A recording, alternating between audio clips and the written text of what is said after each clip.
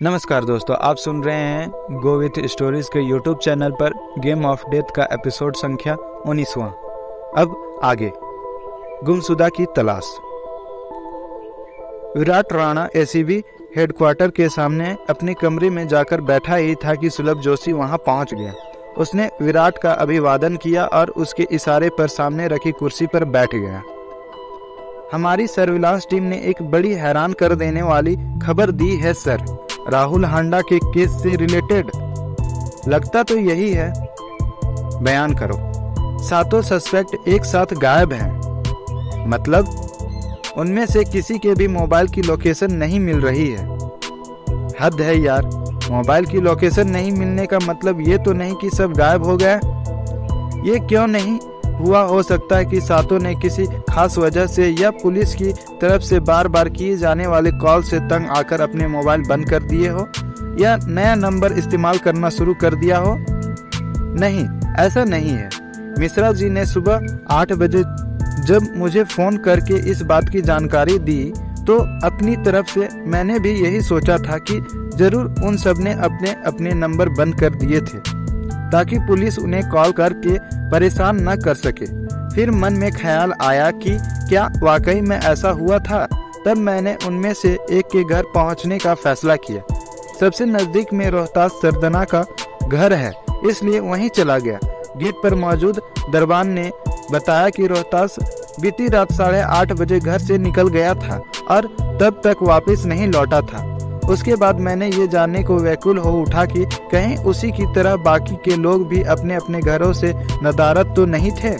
तब मैंने 3 और लोगों के घर का फेरा लगाया, जहां से मुझे यही सुनने को मिला कि फलना लड़की या फलना लड़का बीती रात घर से निकलने के बाद वापस नहीं लौटा था। तो भी क्या बड़ी बात है। भूल गए राहुल के बाप मनीष हांडा ने क्या कहा था? क्या कहा था सर?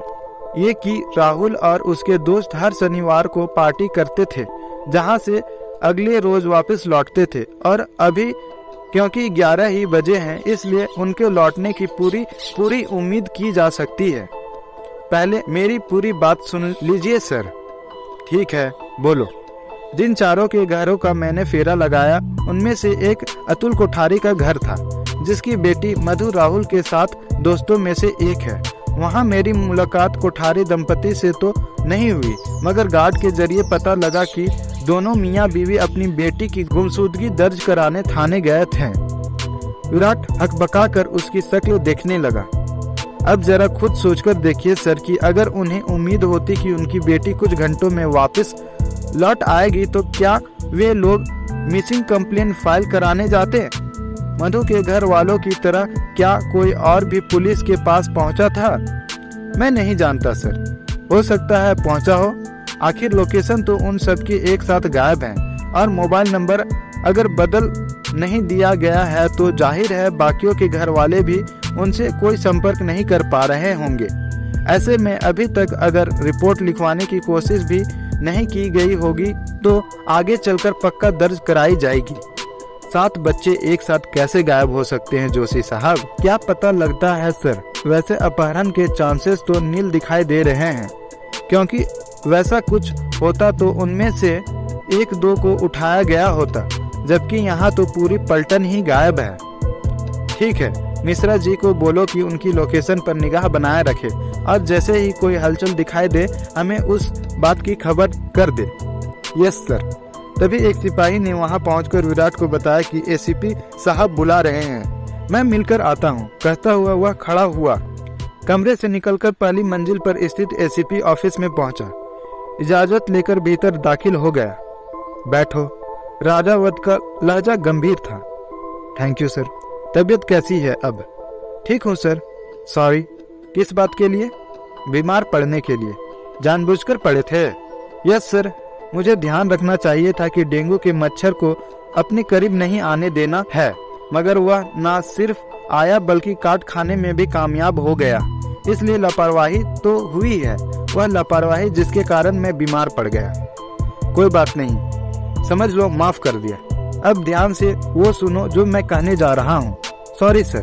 प्लीज बताइए। एक बड़ी प्रॉब्लम हो गई है। क्या सर? राहुल के दोस्तों में से एक लड़की लापता हो गई है। मधु कोठारी? हाँ वही। पता है तुम्हें? गायब होने के बारे में पता है। मधु कोठारी एक नाम गिरामी बिजनेसमैन अतुल कोठारी की बेटी है, जिसका मैट्रेस बनाने का कारोबार है, जो कि हिंदुस्तान भर में स्वीट ड्रीम के नाम से जाना जाता है। लड़की कल रात से गायब है। उसके मोबाइल की आखिरी लोकेशन फरीदाबाद बाईपास पर बल्लभगढ़ से करीब 10 किलोमीटर उत्तर की तरफ बताई गई है। वह पूरा इलाका मेरा देखा भला है, इसलिए ये भी जानता हूँ कि उधर या तो छोटे छोटे गांव हैं या फिर दूर दूर तक फैले खेत खलियान। साथ ही बहुत सारा इलाका ऐसा भी है जो ग्रीनलैंड में आता है। तिमारपुर के आसपास की बात तो नहीं है? एग्जैक्टली। उसकी गुमशुदगी साकेत थाने में दर्ज कराई गई है, मगर उसका बाप अतुल कोठारी क्योंकि रईस आदमी है, इसलिए पुलिस पर दबाव पड़ना बेहद आम बात मानी जाएगी। मगर हैरानी की बात यह है कि उसने वह दबाव रिपोर्ट लिखवाने के साथ ही बनाना शुरू कर दिया, जबकि अमूमन 1-2 दिन बाद जाकर कोई ऐसी कोशिश में लगता है। कोठारी कितना बड़ा आदमी है, इसका अंदाजा इसी से लगा लो कि उसकी कंपनी जो मैट्रेस बनाती है, उसे बेचने के लिए देश भर के तमाम शहरों में बड़े बड़े शोरूम्स हैं, जिनका सोल ऑनर खुद कोठारी है। मतलब ये कि स्वीट ड्रीम की डिस्ट्रीब्यूटरशिप किसी और को नहीं दी जाती है। 6-6.5 फीट से ज्यादा क्या होगा? स्टॉप हो गया सर। और बात सिर्फ उसके बड़ा बिजनेसमैन होने तक भी सीमित नहीं है। समस्या ये है कि उसका सीधा संबंध लॉ एंड ऑर्डर मिनिस्टर के एस गोपालन के साथ है, जिसने कमिश्नर साहब से कहा है, बल्कि चेतावनी दी है कि पुलिस अगर 24 घंटे के भीतर लड़की का अता पता नहीं लगा पाई तो केस सीबीआई के हवाले कर दिया जाएगा।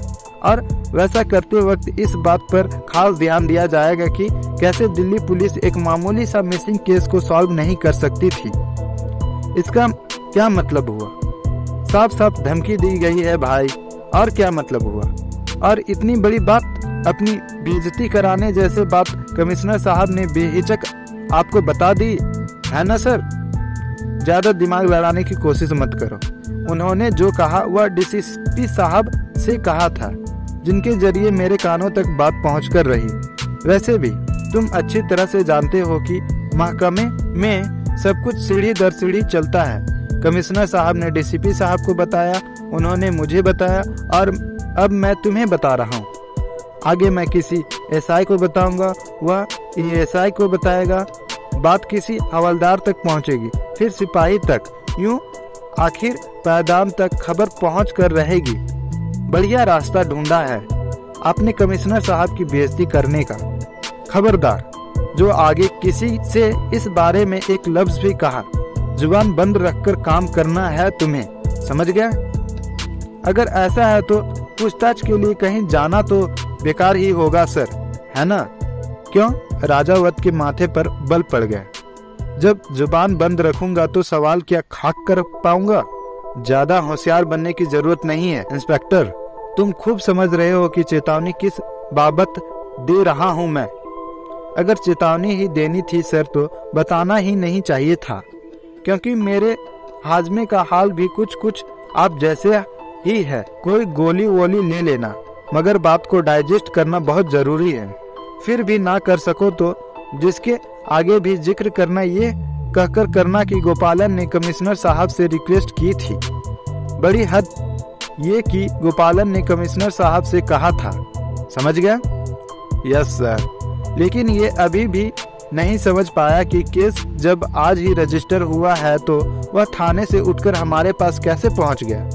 2 वजहों से। पहला ये कि कमिश्नर साहब ऐसा चाहते हैं, और दूसरा ये कि गायब होने वाली लड़की 2 महीने पहले से मिसिंग राहुल हांडा की दोस्त थी। ऐसे में डीसीपी साहब को लगता है कि 2 अलग अलग दिखाई देने वाले मामले असल में एक दूसरे के साथ कनेक्टेड भी हो सकते हैं। यानी किसी शख्स ने पहले राहुल को गायब किया, फिर 2 महीने इंतजार करने के बाद उसके दोस्त में से एक मधु कोठारी को उठा ले गया। क्यों, यकीन करना मुश्किल हो रहा है? हाँ, हो रहा है सर।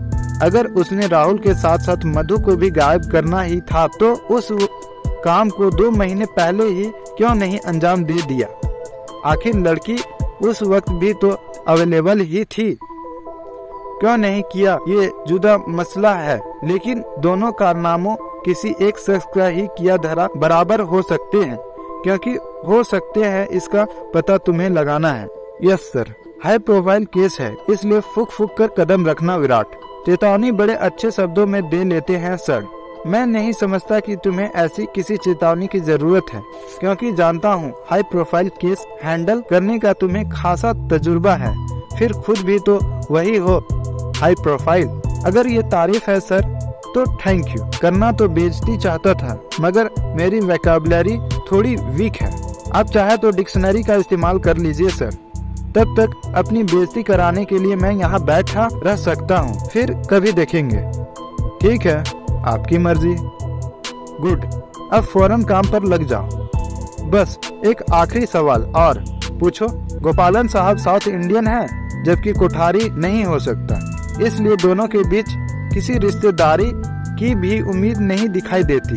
तो क्या महज दोस्ती भर है उनके बीच? अभी तो सिर्फ दोस्त ही है, मगर जल्द ही उनकी दोस्ती रिश्तेदारी में बदल जाने वाली थी। मतलब मधु कोठारी गोपालन साहब के बड़े बेटे मणिराज गोपालन की बीवी बनने जा रही थी। रिश्ता हालांकि अभी तक जुबानी ही था, मगर कुछ दिनों पहले मीडिया में आई एक न्यूज के मुताबिक कोठारी ने बड़े दावे के साथ ये बात कही थी कि वह और गोपालन आगे बस दोस्त ही नहीं रहने वाले थे। बाकी का अंदाजा मीडिया ने खुद लगाया कि कोठारी और गोपालन के बीच रिश्तेदारी होने जा रही थी, जो कि मणिराज और मधु की शादी के अलावा और कुछ नहीं हो सकता था, जो कि अब होती नहीं दिखाई दे रही है, क्योंकि लड़की गायब है। मैं फ्रेंच बोल रहा हूँ। वो तो खैर आपको आती नहीं होगी सर।